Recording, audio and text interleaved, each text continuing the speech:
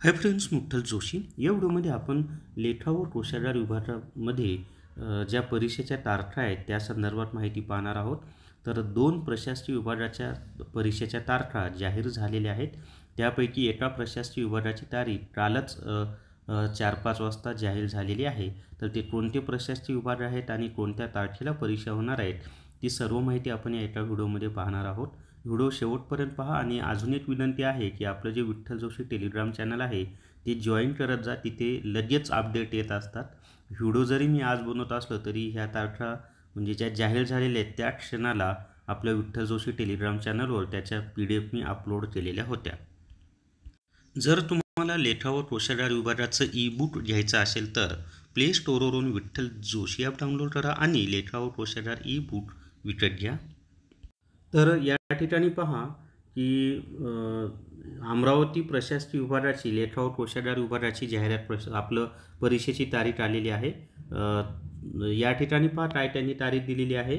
तो विषय कनिष्ठ लेखापाल भरती प्रक्रियेच्या अनुषंगाने उमेदवारांना प्रश्नपत्रिकेचे स्वरूप, कालावधी व परीक्षेचा दिनांक संचालनालयाच्या संकेतस्थळावर प्रसिद्ध करणे बाबत। आणि त्याच्या खाली पहा तारीख कोणती आहे।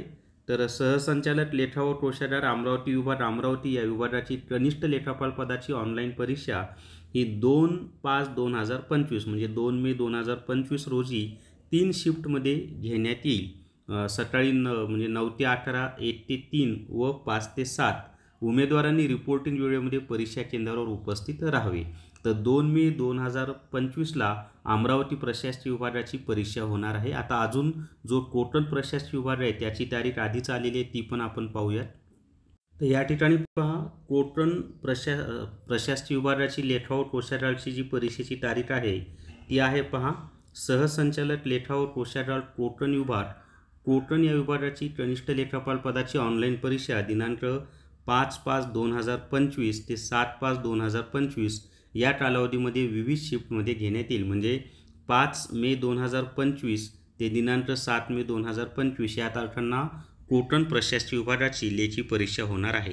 आणि परीक्षेचं स्वरूप ऑलरेडी मी तुम्हाला सांगितलेलंच आहे की त्यांनी 4 ग्रुप केलेले आहेत की मराठीला ग्रुप ए मध्ये 7 प्रश्न, ग्रुप बी मध्ये 6 प्रश्न, ग्रुप सी मध्ये 6, ग्रुप डी मध्ये 6, इंग्रजीला ग्रुप ए मध्ये 6, ग्रुप बी मध्ये 7 प्रश्न, ग्रुप सी मध्ये 6 प्रश्न, ग्रुप डी मध्ये 6 प्रश्न, सामान्य ज्ञानचं ग्रुप ए मध्ये 6 प्रश्न, ग्रुप बी मध्ये 6 प्रश्न, ग्रुप सी मध्ये 7 प्रश्न, ग्रुप डी मध्ये 6 प्रश्न, बौद्धिक चाचणीचे ग्रुप ए मध्ये 6 प्रश्न, ग्रुप बी मध्ये 6 प्रश्न, ग्रुप सी मध्ये 6 प्रश्न, ग्रुप डी मध्ये 7 प्रश्न।